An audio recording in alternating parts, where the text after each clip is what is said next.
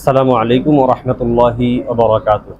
সুপ্রিয় দর্শক শ্রোতা ভাই বোনেরা, কাছে কিংবা দূরে, দেশে কিংবা প্রবাসে, যারা যেখান থেকে আমাদের সাথে যুক্ত আছেন সবাইকে আন্তরিক শুভেচ্ছা ও অভিনন্দন।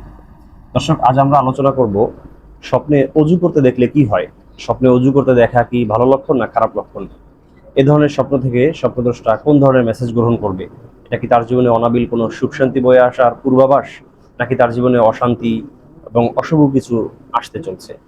দর্শক, বিষয়টি নিয়ে বিস্তারিত কথা বলবো আমরা স্বপ্নের নির্ভরযোগ্য কিতাব তাফসিরুল আহলাম, তাবিরুর রুইয়া, তাবিরে সাদেক, ইসলাম আর ফালনামা, সুলেমানি খাবনামা সহ আরো বিভিন্ন প্রকার গ্রন্থ থেকে। তবে এর পূর্বে আপনাদের কাছে ছোট্ট একটি নিবেদন থাকবে।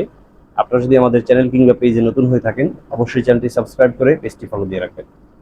দর্শক, তাফসিরুল আহলাম এবং তাবিরুর রুইয়া গ্রন্থে এসেছে, যদি কোনো মানুষ অজু করতে দেখে কিংবা গোসল করতে দেখে, তাহলে এর দ্বারা দুইটা জিনিস বোঝা যায়।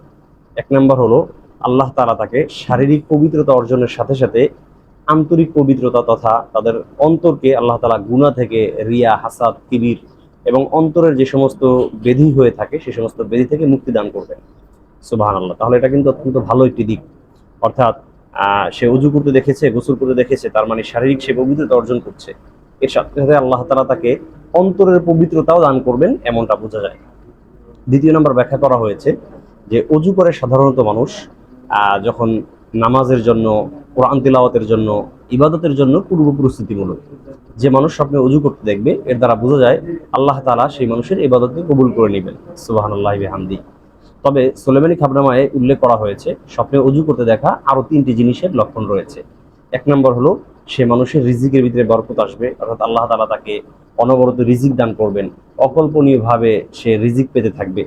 দ্বিতীয় নম্বর ব্যাখ্যা করা হয়েছে যে সেই মানুষটা মানুষের সাথে সদ আচরণ ব্যবহার করবে, অর্থাৎ মানুষের সাথে ভালো আচরণ যখন করবে, মানুষের কাছে আস্তে আস্তে সে জনপ্রিয় হয়ে উঠবে।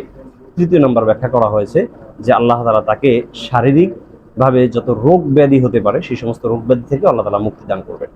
তাহলে আমরা স্বপ্নের যে নির্ভরযোগ্য কিতাব তাফসিরুল আহলাম, সেখান থেকে আমরা দুটি ব্যাখ্যা জানতে পেরেছি, এবং সুলেমানি খাবনামায় অতিরিক্ত আরো তিনটি ব্যাখ্যা করা হয়েছে। মোট পাঁচটি ব্যাখ্যা আমরা স্বপ্নে অজু করার ব্যাপারে জানতে পারলাম। দর্শক, আল্লাহ তাআলা আমাদেরকে এ ধরনের ভালো স্বপ্ন, যেগুলো আমাদের জন্য উপকারী হবে, যেগুলো আমাদের জন্য ফলপ্রসূ হবে, সে ধরনের স্বপ্ন দেখে আমাদের জীবনে বাস্তবায়ন করা ও উপভোগ করার তৌফিক দান করুন। আলবিদা, মা আসসালামা।